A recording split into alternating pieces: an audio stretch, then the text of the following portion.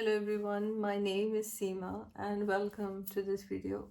What are we discussing today? The topic for today's discussion is again a continuation in the series where you could be a part of a toxic family dynamics. And what we're discussing today is that in a toxic family, somehow the children become responsible for the emotional well being of their parents and not the other way around.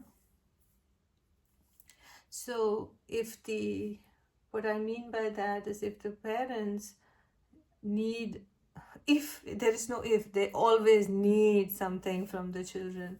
Oh, it's the weekend, we need you to come here. Oh, this one's having a party, we want you to come with us. Oh, this relative of yours passed away, so you should do this. So it's their emotional needs, it's their emotional requirements, the parents, of course, in this dynamics. And it's always the children who have to rise up to the occasion and meet the needs of the parents and not the other way around. It is actually very wrong, and I've seen this, that once the children are caught in this, because that is how they grow up, it's very hard for the children, even as grown-up adults, to come out of it, because they've been taught, they've been conditioned that they are responsible for the well-being of the parents. So you know, whatever they need, whatever the parents need, the children have to rise up to it, whether it's with money, whether it's with their time, whether it's with their resources, whatever it is that they want. The parents are not hesitant whatsoever to pick up the phone and ask for what it is that they need.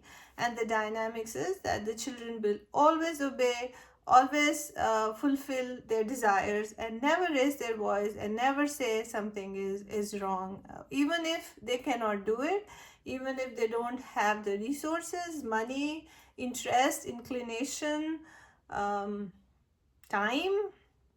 And they would rather just keep the parents happy, because they know the consequences of not listening to them is worst, and they are punished. So even adult children continue to say yes to everything that their parents desire out of emotions, um, out of emotional fulfillment, I would say. And this is not correct. This is very toxic, because when we bear children, the parents are responsible for the well being of their children, not the other way around, right? If my child is not feeling happy, or if my child is not not able to deal with something in life, it is my responsibility as a parent to rise up to that. If he needs resources, if the child needs my time, if the child needs some guidance, it is my responsibility as a parent to rise up to the need of the child. Because when I bear children, it becomes, as an adult, as a parent, as the older one, it is my responsibility to ensure that the next in line are taken care of, feel safe and protected. It is not that we have to make sure that our parents are always, their needs are always met. It is not the other way around. Because what happens in this toxic family dynamics, the need of the children is completely ignored. So whether you have to, if you're working 5 days and your children are at the daycare, the weekend is not free for you to relax or take care of your children or play with them or to ensure their children needs are met. No, your parents might have a request put in already before the weekend comes, for you to show up at such and such place with such and such nice gift for somebody, and go spend your time partying where they want you to party. And then whether you sleep in the night, you come home late, you driving an hour and a half, 2 hours each way, they don't really care, as long as their needs are met and they look pretty in front of the rest of the family members. Whether your children struggle with whatever they do, however you figure out how you manage your life with your job, how, your husband's driving 2 hours each way. They don't really care. And it's not just limited to their children. These toxic family members will ensure that their adult children's entire family is obeying, and making sure that these parents are emotionally feeling fulfilled. That, their emotion being, they look good in the family, the extended family, they look well established in a social circle. They could want to give a false front that everything is great in the family, which is not, where the all children show up every weekend. They love the parents so much that they show up every weekend to meet the parents, which might not be true, which is they're basically twisting the arm of the child to ensure that they show up at their place. So there could be many reasons like that. And the children, poor children, even as adults, have no say.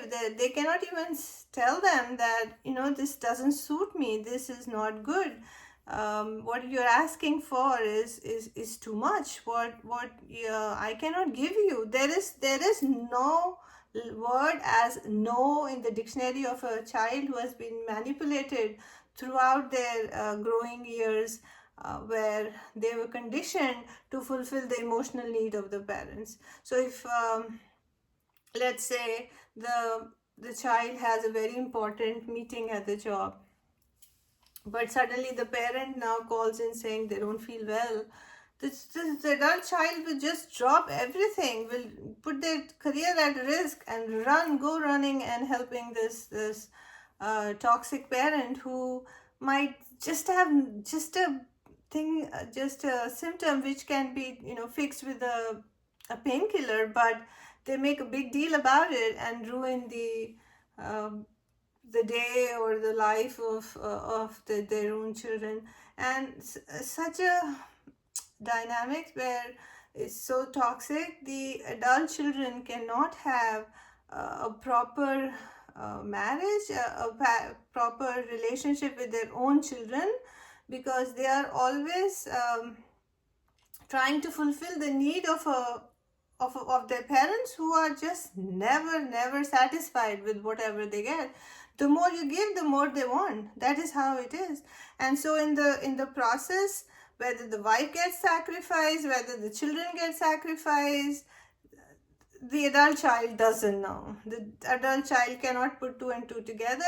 All they know is when the parent calls, it's like the fire alarm that's going on, and all they can do is go try to fix that fire.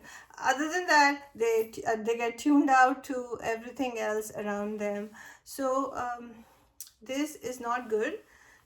As parents, we are supposed to nurture our children, and we shouldn't burden them, whether they're growing up or whether they're older, with our own needs and wants.